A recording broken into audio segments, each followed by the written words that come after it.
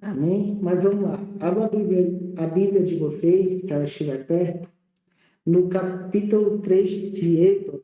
Amém? Vou estar lendo. Capítulo 3 do versículo 1, é uma leitura rápida, até o versículo 6, é uma leitura muito rápida. Diz assim: Ora, Moisés apacentando o rebanho de Jetro, seu sogro, sacerdote de Midian, levou para trás do deserto e veio a Horebe, monte de Deus. Apareceu-lhe um anjo de Jeová numa chama de fogo no meio de uma sarça. Moisés olhou e eis que a sarça ardia no fogo e a sarça não se consumia. Depois disso, voltar-me-ei e verei grande esta visão, que não se queima a sarça. Vendo Jeová que ele se voltou para ver do meio da sarça, chamou Deus e disse: Moisés, Moisés. Respondeu ele: Eis-me aqui. Deus continuou: Não te chegues para cá. Tira a sandália dos teus pés, porque o lugar em que tu estás, a terra é santa. E disse-lhe mais: Eu sou Deus do teu pai, o Deus de Abraão, o Deus de Isaac e o Deus de Jacó. Moisés escondeu seu povo, seu rosto, pois teve medo de olhar para Deus. Amém? Só até aí, pode fechar a Bíblia. Bom, acredito que todos nós aqui acreditamos que é Moisés, então não adianta dar uma introdução tão profunda da história de Moisés. Vou dar só uma lembrada, uma pincelada. Moisés, ele é um dos primeiros caras que começa a tipificar Cristo. Uma tipificação de Cristo, Moisés é. Moisés, ele foi gerado de uma família de hebreus, porém, hebreus não, hebreus, mas acabou que levando isso, ele, ele acabou de nascer e houve uma grande. O faraó daquela época disse para matar todas as crianças. A mãe de Moisés, com medo que o seu filho morresse, ela escondeu ele por 3 meses, não podendo mais, colocou em uma arca de juncos e colocou à beira do rio, onde a filha do faraó acabou encontrando Moisés e pegou para criar. Olha que história louca de Moisés. Eu amo essa parte, porque a filha de Moisés chama justamente a mãe de Moisés para amamentar Moisés. E Moisés, ele cresceu na realeza, cresceu junto com o faraó, cresceu perto ali, cresceu com o filho de faraó, que seria o rei. Não, cresceu com o neto de faraó, na verdade, que a filha de faraó também teve outro menino. E ela criou esse menino, filho de... E faraó acabou tendo vínculo com Moisés, pois era vô dele, de criação. Só que, passado o tempo, Moisés, ele acabou tendo uma vida muito de regalia e tal.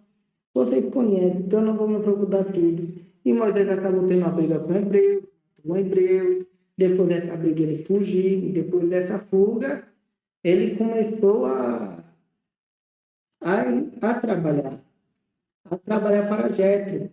Jetro era o sacerdote da casa. Jetro era aquele paizão, tinha ovelhas. Moisés, ele...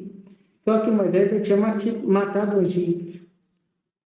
Só que quase ninguém sabia disso, a não ser Moisés. Só que com o passar do tempo, a, aquele corpo daquele hebreu que Moisés matou acabou se revelando. Pessoas vendo e sabiam que Moisés tinha matado. Isso foi isso das causas que fez com que Moisés fugisse de lá. E no decorrer de muitos anos, morreu o rei do Egito, os filhos de Israel gemiam por escravidão, e por causa dela clamaram, subindo a Deus seu louvor. e clamavam até que chegou a Deus, e Deus viu os filhos de Israel. É nesse momento que entra a história de Moisés. Moisés, ele foi um cara plenamente qualificado pela Bíblia.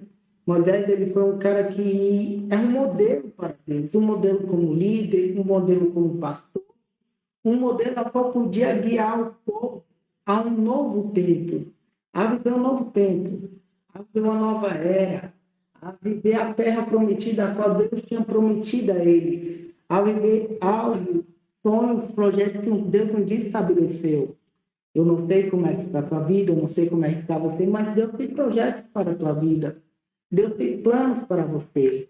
Só que você tem que estar preparado e passar por tudo para você começar a viver. Moisés, o nome dele significa como quem foi chamado e enviado. Por isso ele é a tipificação de Cristo. Ele é, por que a tipificação com Cristo? Porque ele é chamado para libertar a pessoa. Cristo foi chamado para nos libertar da morte, foi nos chamado para libertar do pecado, para libertar da escravidão. E assim Moisés foi. Só que Moisés, ele só foi chamado para ser liberto da escravidão, porque o pessoal estava preso há mais de 400 anos pelo povo egípcio. E sofriam torturas, eram escravos, eram atormentados. E, Moisés ele foi para a terra de Midian e ele começou a trabalhar para Jetro. Jetro, na verdade, era seu sogro. Ele era casado com a filha de Jetro. E isso ele fazia o papel de ordenar, de apacentar o rebanho.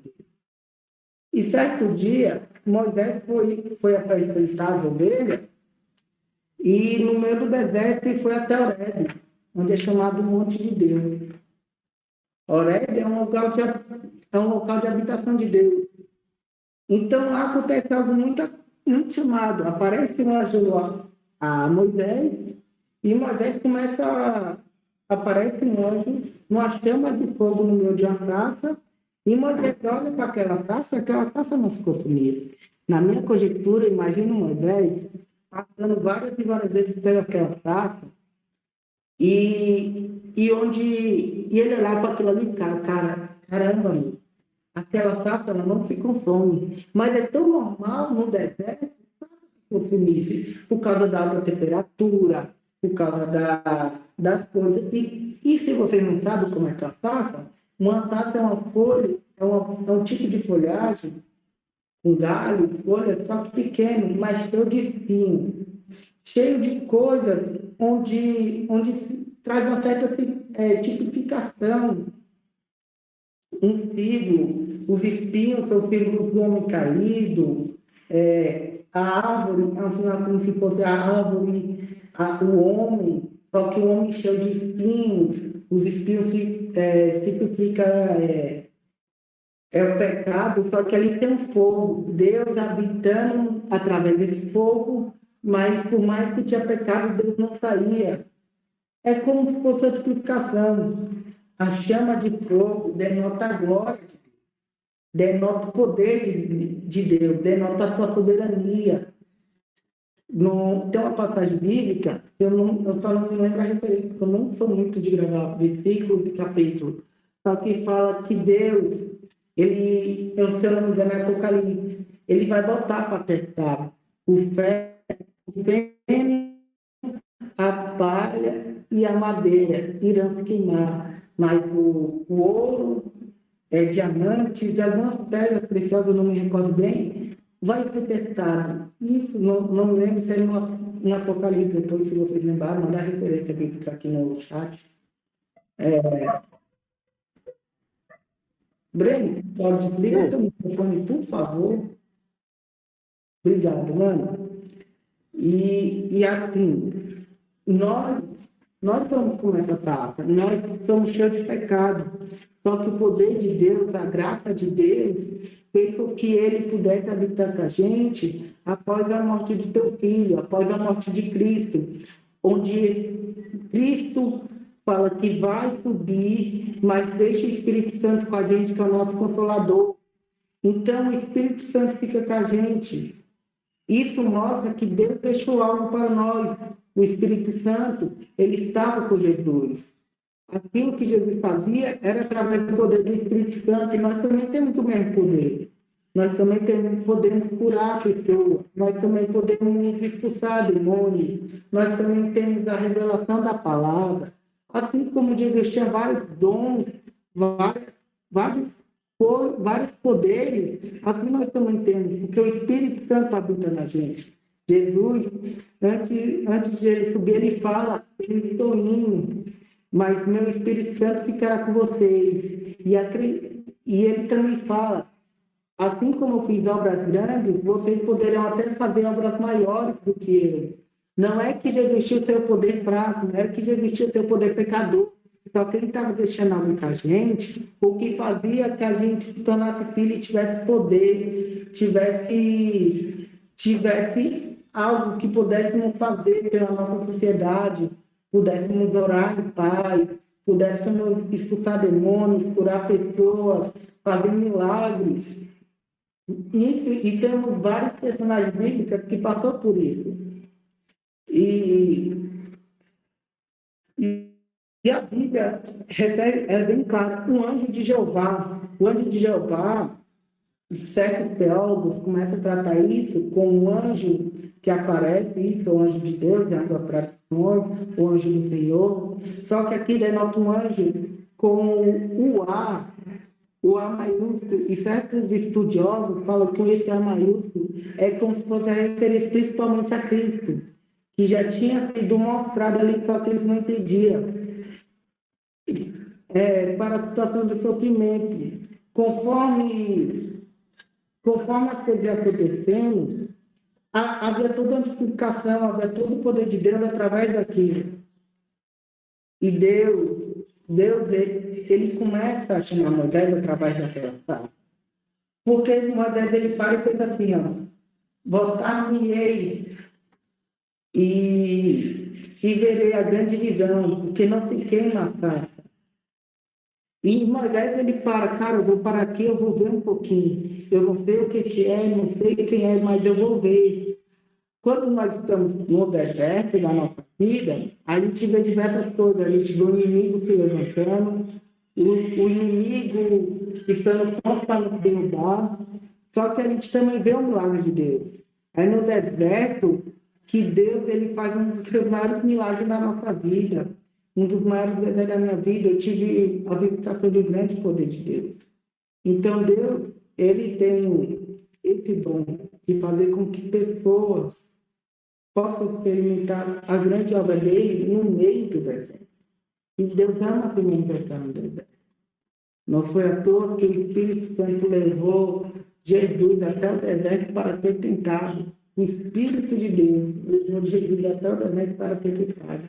Parece até loucura, né? Mas não é.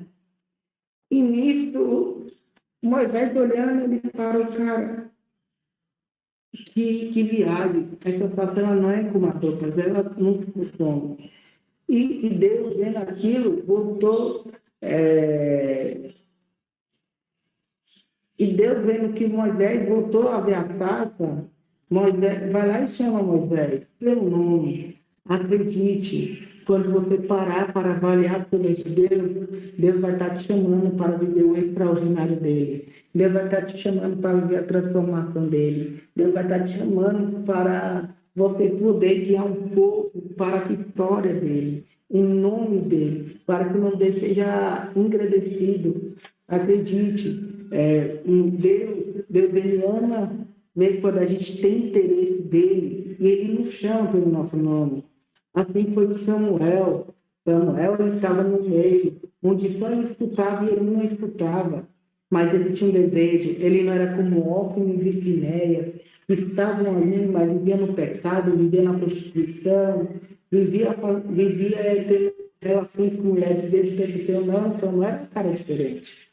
Desde o seu início, Samuel, ele era um cara devoto, um cara que se entregava, um cara que, independente de onde estava, mantinha a identidade dele, tinha a sua identidade.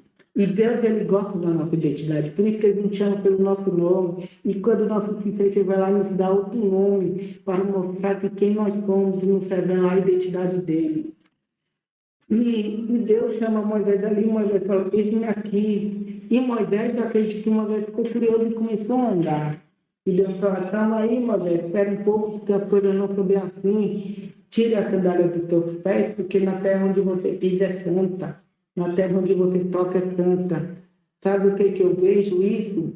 É Deus falando, Moisés, eu já te chamei pelo teu nome, mas tira aquilo que é teu, para você não chegar aqui na frente e falar que foi por obra tua, que foi poder teu, que você pisou neste lugar.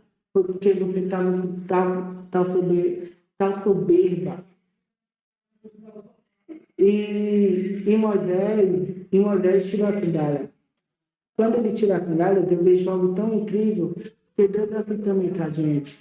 Deus tem momentos que ele pega a gente e fala, cara, você tem que deixar de lado isso, deixar de lado teus amigos, deixar de lado relacionamentos, deixar de lado talvez estudos, ministérios, trabalho, para que eu possa fazer minha vontade a tua obra, para que eu possa executar aquilo que eu tenho planos para você.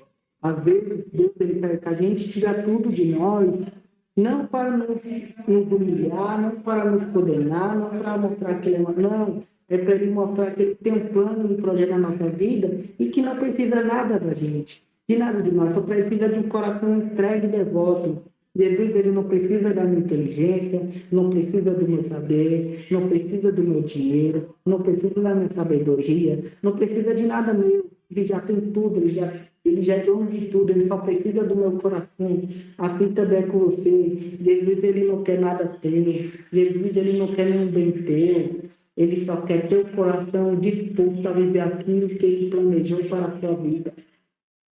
E Deus, ele fala, Moisés, não chegue para cá, tira a sandália dos teus pés, porque a terra que tu pisa é santa. Depois ele começa a dizer, ei, eu sou teu Deus e o Pai, e teu pai, e Deus de Abraão, e Deus de Isaac, e Deus de Jacó. Moisés escondeu o rosto, pois teve medo de olhar para Deus. É, Moisés, ele, ele tem um encontro tão gracioso com Deus que ele não consegue nem olhar para.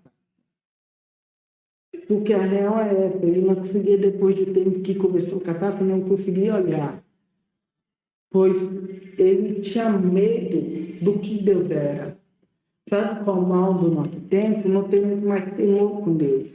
Hoje, para nós, é acostumado a subnotar em pecado.